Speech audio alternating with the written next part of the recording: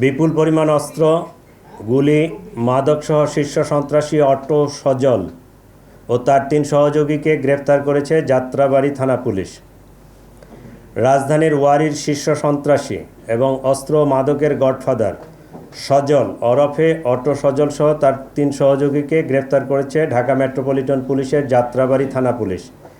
গ্রেপ্তারকৃত 4 জন হলো সজল ওরফে অটো সজল, বয়স 31, মোহাম্মদ বাপ্পি, তার বয়স 28, মোহাম্মদ হানিফ 40 এবং মুসাম্মদ শামসুন নাহার, বয়স 45।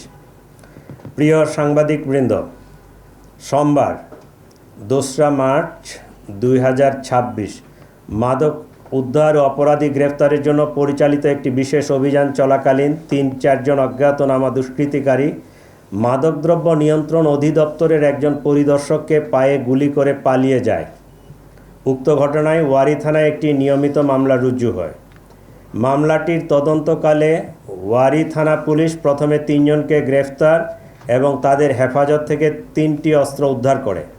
পরবর্তীতে গ্রেপ্তারকৃতদেরকে বিজ্ঞ আদালতে কার্যবিধির 164 ধারা মোতাবেক তারা স্বীকারোক্তিমূলক জবানবন্দি প্রদান করে।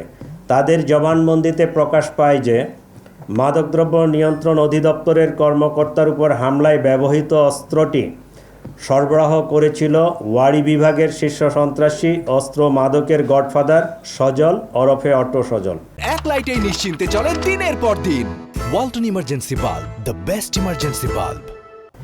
এরপর থেকে অটো সজলকে গ্রেফতারের জন্য ওয়ারী বিভাগের বিভিন্ন থানা পুলিশ ধারাবাহিকভাবে অভিযান শুরু করে। প্রিয় সাংবাদিকবৃন্দ, এরই ধারাবাহিকতায় গতকাল বৃহস্পতিবার 18 জুন রাত আনুমানিক 9:10 ঘটিকায় গোপন তথ্যের ভিত্তিতে যাত্রাবাড়ী থানা পুলিশের একটি চৌকস টিম যাত্রাবাড়ী থানাধীন সায়েদাবাদ এলাকায় অভিযান পরিচালনা করে শীর্ষ সন্ত্রাসী সজল ওরফে অটো সজলকে গ্রেপ্তার করে। গ্রেপ্তারকৃত সজলকে ব্যাপক জিজ্ঞাসাবাদ করা হলে সে স্বীকার করে যে ওয়ারী বিভাগের গ্যান্ডারিয়া থানাধীন স্বামীবাগ এলাকায় তার একটি ভাড়া বাসায় বিপুল পরিমাণ অস্ত্র মাদক মজুদ রয়েছে। পরবর্তীতে বৃহস্পতিবার 18 জুন রাত আনুমানিক 9:50 ঘটিকায় যাত্রাবাড়ী থানা পুলিশ উক্ত স্বামীবাগের বাসায় অভিযান পরিচালনা করে অটো সজলের আরও 3 সহযোগীকে গ্রেফতার করে এবং সেখান থেকে 2টি টরাস ব্র্যান্ডের পিস্তল, 4টি ম্যাগজিন, 77 রাউন্ড তাজা গুলি, 59 গ্রাম হেরোইন প্রস্তুতের জন্য 87 গ্রাম মেডি, মাদক বিক্রয়ের নগদ 22,960 টাকা এবং অপরাধমূলক কর্মকাণ্ডে ব্যবহৃত 4টি বিভিন্ন ব্র্যান্ডের মোবাইল উদ্ধার করে জব্দ করা হয়। গ্রেপ্তারকৃতদের বিরুদ্ধে যাত্রাবাড়ী থানায় অস্ত্র ও মাদক নিয়ন্ত্রণ আইনে 2টি পৃথক মামলা রুজু হয়েছে। গ্যান্ডারিয়া থানায় যেহেতু উদ্ধারটা গ্যান্ডারিয়া থানা এলাকায় হয়েছে, সেখানে মামলাটা হয়েছে। এই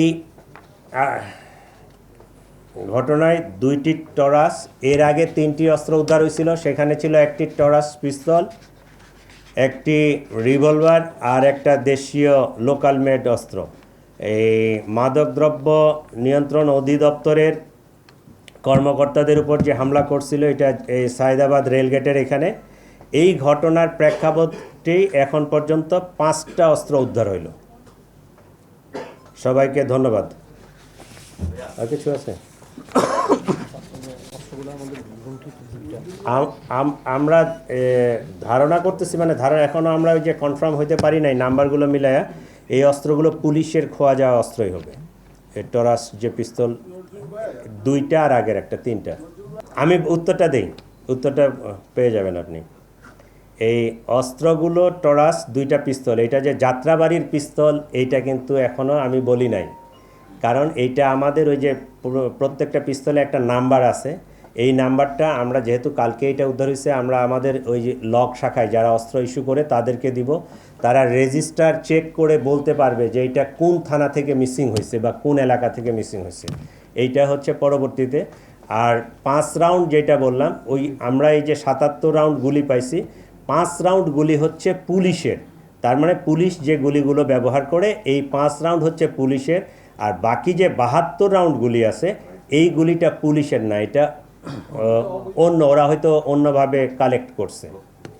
এরা তো আসলে এই সন্ত্রাসী মাদক ব্যবসায়ী। আপনারা জানেন যে এই যে ঘটনাটা যেখান থেকে সূত্রপাত, জুলাই মার্চের 2 তারিখে আপনারা সকলেই অবগত আছেন যে মাদকদ্রব্য অধিদপ্তরের কয়েকজন কর্মকর্তা একটা অভিযান পরিচালনা করছিল, সেটা হচ্ছে সায়দাবাদ রেল গেটের ওইখানে। ওই 3 জন ওরা ছিল, ওদেরকে যখন এই চেস করতে গেছে, ওরা ধারণা করতেছিল যে এরা মাদক ব্যবসায়ী বা মাদক সেবনকারী।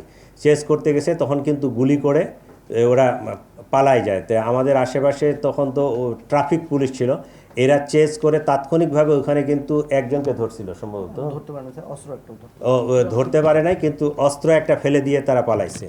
ওই ঘটনার প্রেক্ষিতে ওয়ারী থানায় মামলা হয়। আমরা ভিডিও ফুটেজ দেখে ডিটেকশন করে তখন 3 জনকে আমরা গ্রেপ্তার করি এবং 3টা অস্ত্র উদ্ধার হয়।